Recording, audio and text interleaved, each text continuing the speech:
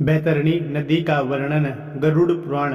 एक दिन पक्षीराज गरुड़ श्री हरि से पूछते हैं कि हे प्रभु, मृत्यु लोक और यमलोक के बीच जो बैतरणी नदी स्थित है उसे जीवात्मा का क्या संबंध है और उसे इस नदी में कैसे सजा भुगतनी पड़ती है और पापी आत्मा इसे पार कैसे करते हैं। भगवान श्री हरि ने कहा कि हे गरुड़, यमलोक के मार्ग में स्थित बैतरणी नदी देखने में बड़ी ही भयानक है और जो भी पापी आत्मा मरने के बाद इस नदी से होकर गुजरती है उसे बड़ा ही भयभीत कराती है। यह महाभयानक नदी रक्त रूपी जल से परिपूर्ण है। इतना ही नहीं, यह नदी मांस कीचड़ से भरी हुई है। यह नदी पापी जीवात्मा को देखकर कई तरह की भयानक स्वरूप को धारण कर लेती है।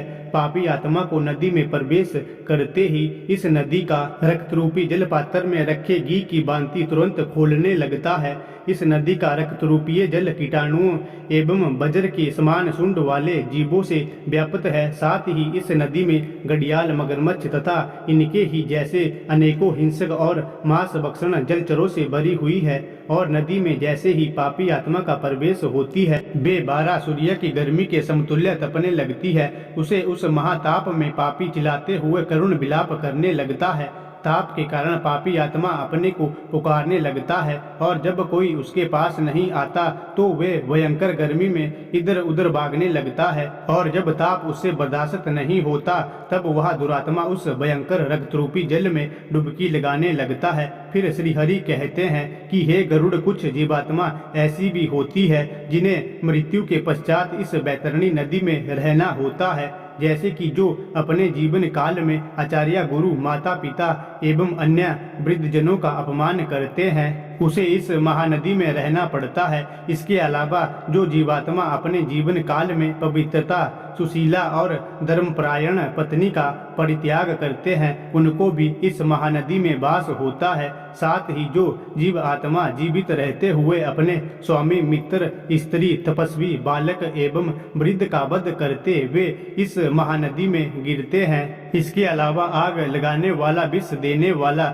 मद पीने वाला, यज्ञ का विध्वंस करने वाला, राजपत्नी के साथ मग्न करने वाला, चुगलखोरी करने वाला, कथा में विघ्न करने वाला, स्वयं दान की वस्तु का अपहरण करने वाला, खेत की मेड़ और सेतु को तोड़ने वाला, दूसरे की पत्नी को प्रदर्शित करने वाला, कन्या के साथ दुष्कर्म करने वाला, शूद्र तथा मांस भोजी ब्राह्मण, ये सब मरने के बाद बैतरणी नदी में वास करते हैं। इन सब के अलावा अहंकारी पापी, अपनी झूठी प्रशंसा करने वाला, गर्भपात करने वाला बैतरणी में निवास करता है। परंतु इन पापी जीव आत्माओं में जिसने मकर और कर्क की संक्रांति, सूर्य ग्रहण, चंद्र ग्रहण, संक्रांति, अमावस्या अथवा अन्य पुण्यकाल के आने का श्रेष्ठतम दान दिया हो उसे एक निश्चित समय के पश्चात यमदूतों के द्वारा इस नदी से निकाल लिया जाता है। इसलिए प्राणियों को चाहिए कि वे जीवित रहते दान, कर्म और धर्म का संग्रह करें। इसके अलावा जो जीवात्मा जीवित रहते हुए ब्राह्मणों को गौदान करता है उसे इस नदी की यातनाओं से मुक्ति मिल जाती है। इसलिए हिंदू धर्म में मृत्यु से पहले गौदान कराया जाता है। ऐसा माना जाता है कि गौदान करने से मनुष्य उसी गाय की पूंछ पकड़कर उस बैतरणी नदी को पार करता है और उसके सुकर्म के प्रभाव से पारलौकिक सुख की प्राप्ति होती है।